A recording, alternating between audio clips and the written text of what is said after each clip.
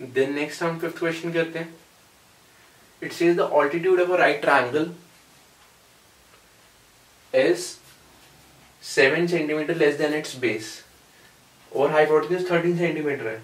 तो ये दो साइड्स निकाल लिए हम. तो देखो राइट एंगल ट्रायंगल कैसा होता है, ऐसे ये 90 डिग्री है, जो सबसे नीचे होता है उसमें बेस हम कहते हैं, जो 90 डिग्री के ऑपोजिट होता है उसे हम हाइपोटेन्यूज कहते हैं, एंड ये परपेंडिकुलर. तो इसके समय क्या बता रहा है, कहता है ऑल्टीट्यूड. तो ऑल्टीट्यूड और परपेंडिकुलर एक ही चीज होता है. तो ऑल्टीट्यूड कहता है वो 7 सेंटीमीटर है, 7 सेंटीमीटर लेस है बेस से. यानी अगर बेस 20 होता तो ये 13 होता, क्योंकि डिफरेंस है 7 का दोनों के बीच में, और ये है भी कम. अगर ये 30 होता तो ये कितना होता, 23. तो हमें ये कंडीशन दी हुई है. और कहता है कि हाइपोटेन्यूज 13 है, यानी इसकी वैल्यू तो 13 सेंटीमीटर है. तो हमें क्या निकालनी है, साइड्स निकालनी है. तो बेस को मैं एक्स अज्यूम कर लूं, तो ये तो 7 से कम ही था बेस से, यानी ये x - 7 होगा. ठीक है, तो ये x सेंटीमीटर एंड ये x - 7 सेंटीमीटर.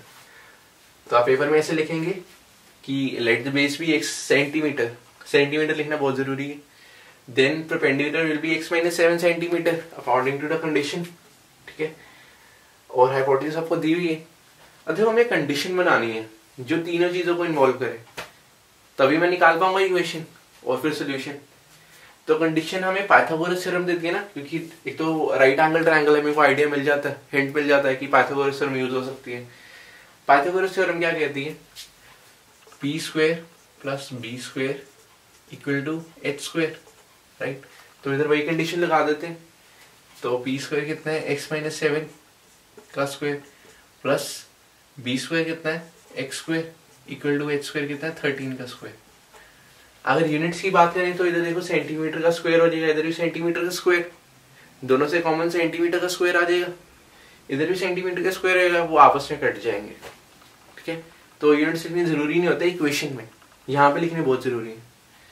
तो इसको एक्सपैंड कर लेते हैं. ये a - b का स्क्वायर है, यानी x² + 7² - 2 × x × 7 + x² = 13² कितना होता है, 169. तो नेट क्या बन गया, ये 2x² - 14x + 49, एंड इसको इधर जाते हैं -169 = 0. तो 2x² - 14x - 120 = 0. अब देखो 2 कॉमन आ रहा है सारे में से, तो 2 को कॉमन ले लें, तो x² - 7x - 60 = 0. तो 2 को नीचे ले जाते हैं, राइट, तो 0 ही बन जाएगा.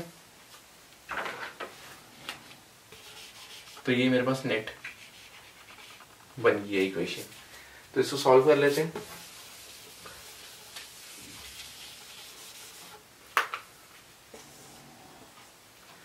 तो ये आ गया x² - 7x - 60 = 0. तो देखो ये 1 × -60, तो आपने इसके ऐसे फैक्टर्स बनाने हैं कि -7 बन जाए बीच में. तो 1 × -60 यानी -60 के फैक्टर्स.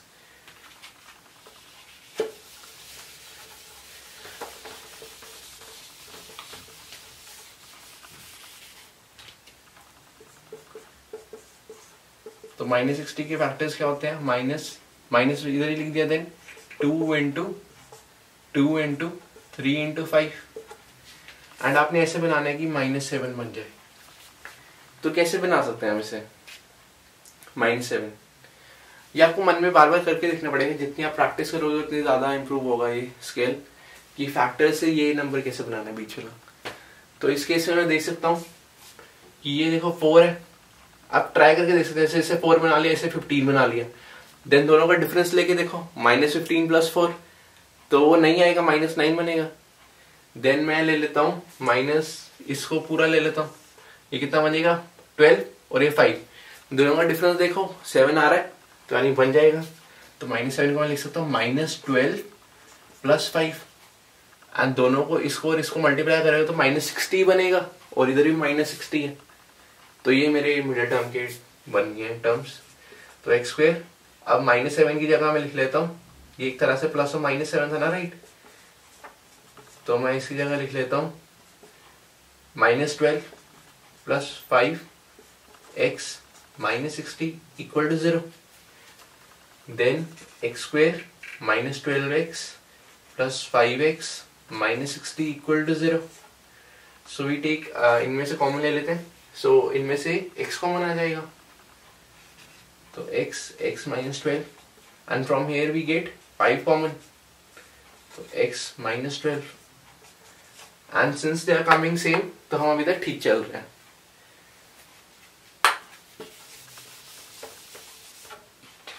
तो अब इसमें से x minus 12 कॉमन ले लेते हैं, तो इधर क्या बचेगा x plus 5 equal to 0.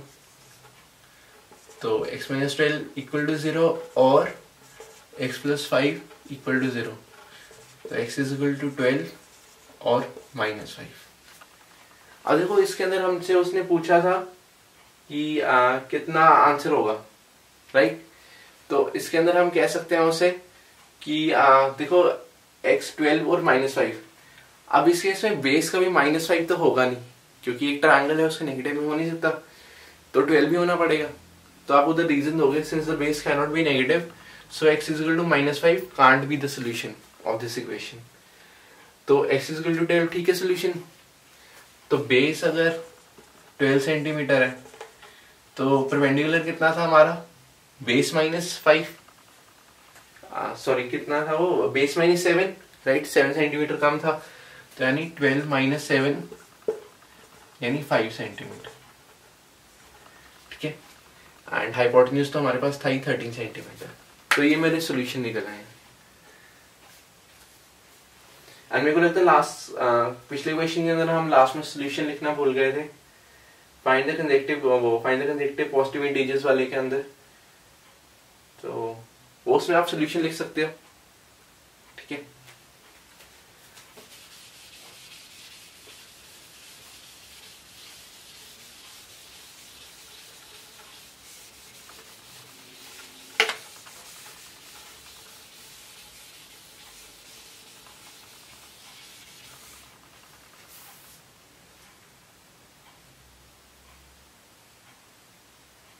उसमें मेरे को याद आ रहा है पिछले क्वेश्चन के अंदर हमने लाइक दो आंसर्स आ रहे थे 13 और -14. तो उसमें भी आपको दोबारा लिखना पड़ेगा कि सिंस पॉजिटिव इंटीजर्स की बात हो रही थी तो -14 can not be the solution, तो 13 ही लेना पड़ेगा. तो इसलिए 13 स्क्वायर प्लस तो x plus 1 था वो, राइट. तो 13 स्क्वायर प्लस 14 स्क्वायर आपका आंसर आ जाएगा 365. एंड दो आंसर्स के इसका एक बार रीजन देख लेते हैं कि देखो 13 तो हमने इसमें चूज किया और 13 स्क्वायर प्लस इसका नेक्स्ट नंबर x plus 1 14 बन जाएगा, दोनों का स्क्वायर 365 बनेगा. अब अगर -14 की बात करें, अगर पॉजिटिव इंटीजर बोलते ही नहीं क्वेश्चन में, तब तो आप दो आंसर लिखते, राइट, क्योंकि -14 भी एक इंटीजर है. तो -14 अगर मैं लेता तो -14 का स्क्वायर प्लस, अब देखो -14 प्लस 1 यानी -13 का स्क्वायर, तो स्क्वायर करने पे तो नेगेटिव तो खत्म हो ही जाता है. तो एक तरह से बात वही है कि 13 स्क्वायर प्लस 14 स्क्वायर ही बनेगा, इधर भी यही बन रहा है, तभी आंसर सेम आ रहे हैं.